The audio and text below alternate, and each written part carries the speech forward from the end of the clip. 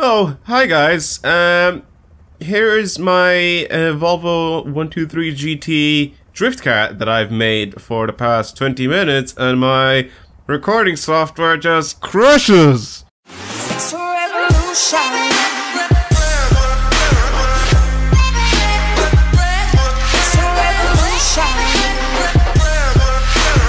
What's going on, guys? It's Subs here. Welcome back to another video. So today I wanted to show you guys me doing a drift build on this Volvo 123 GT little car. It actually turned out to be quite a good little car to drive and drift. But my recording software has crashed just as soon as I finished the video. I pressed stop recording. As it was processing the video that I just recorded, it died. Like, it literally just crashed. So I don't have anything saved from the from my Elgato.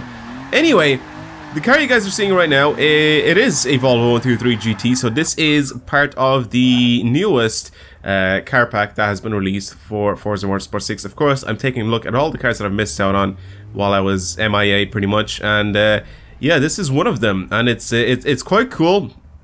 Mostly because it's already a rear-wheel drive front-engine car, and also it doesn't weigh that much. Anyway, I'll show you guys what sort of setup I have on this thing. It is a B-class car. I've ended up tuning it to that. I gave it some street tires, so I'm on street tires right now. I ended up changing pretty much. I put everything up to race, basically, except for a couple of things, which was, I don't think I've added a roll cage to it, and I think that's pretty much it. Like, the tires are street, and everything else I'm pretty sure it's like race, because then you can actually change, you know, all the things. So basically, with the race transmission, you can actually change all the like the final drive, first, second, third, fourth, fifth, and sixth gear. You can change all that stuff. So I changed mine to 4.04 because I think it suits this track quite well. We are on Lime Rock, by the way, if you guys haven't noticed. There is my alignment, anti-roll bars, springs, dampening, aero, and brake and differential, which is like the only thing I've changed here. But yeah, that is pretty much what this is. I also have engine swapped this to a 3.2 inline six cylinder from the E36 BMW, and I left it NA. I didn't give it a turbo. It sounds like a race car. That's what this sounds like. I think it's amazing. It makes, I think right now, exactly 300 horsepower. It makes 386 horsepower right now. Sorry, not exactly 300. I remember I was doing something in a video and it reminded me of the 300 horsepower. It makes 386 brake horsepower and it weighs 1,987 kilos, or sorry, pounds, not kilos. That'll be very heavy. But yeah, it weighs 1,987 pounds. So it's a very light little car. One of the things I said about this car in the video that pretty much crashed is that it feels very, very similar to an MX-5 or a Miata. You know, it's sort of down on power a little bit, but it's I mean, it's a very lightweight and small little car, so you sort of get the same sort of feeling when you're driving this as when you're driving the MX-5. They feel very similar, you know, handling as well. So it's kind of interesting to drive this thing, because it feels very familiar, even though it's a little bit more like difficult to drive than, let's say, something that's like higher horsepower. The feel of the wheels are like a little bit sort of twitchy, but I like that because of it's basically because the car is a little bit smaller. That's the only reason why I'm getting it. People are saying it's because of my toe. No, I'm actually liking the toe being the way it is right now. I know what you guys are talking about, but it makes the car, when I'm going sideways, a little bit easier to control. Like, I know when I'm sliding. Oh fuck! I spun it.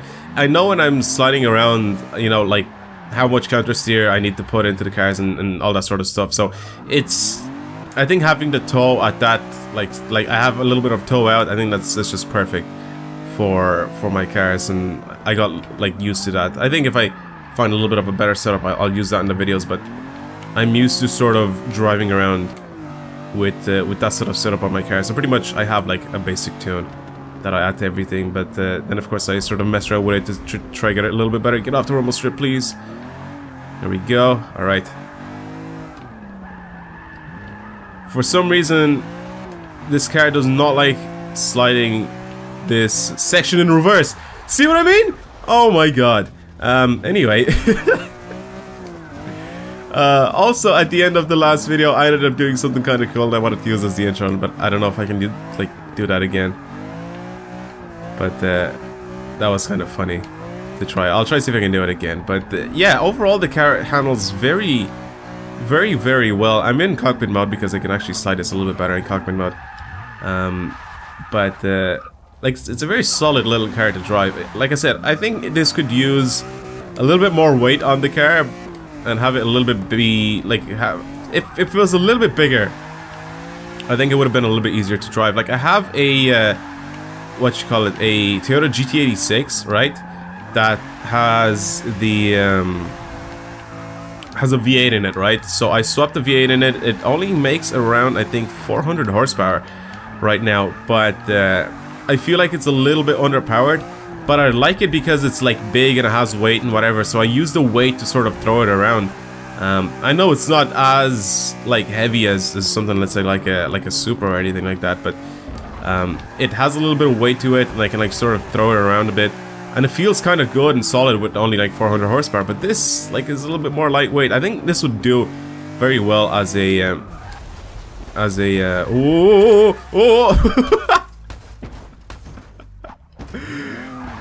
Oh, there goes my exhaust. But yeah, I think this would do quite well as a little race car. I think this would be perfect if I ended up tuning one of these for the track.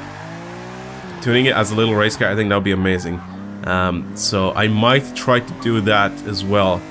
But like I said, this overall very similar to an MX-5, just the way it handles, the way it drives. It just, I don't know. It's not a very good drift car, obviously, but if you want something that's sort of low horsepower, and you want it to sound good, you want it to sort of look kind of decent, and a little bit more like different than whatever everybody else is choosing, then I guess go for this. It's a fun little car to drive. Like, I really do wonder what it would be like if I put either the V8 in this or the RB26, or maybe at least just turbocharge the engine that's already in this thing. I don't know, but for now, with the 380 horsepower engine, it's I think pretty good. Let's try flip this thing one more time. There it goes. It's so easy to flip.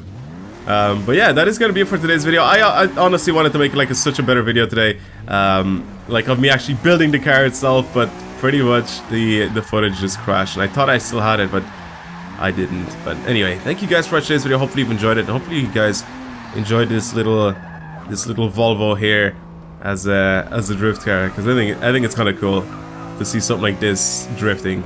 I don't know. I find it interesting to drive like more crazy cars instead of driving or trying to like build like very normal cars. Like, that's why I had the unusual drift build series on Horizon 2. It's just more fun to sort of do builds on cars that are sort of like you wouldn't really think about turning into drift cars, you know, stuff like this, for example. But yeah, that is gonna be it. Thank you again for watching today's video. Hopefully you guys enjoyed it, and I will talk to you guys later. Goodbye.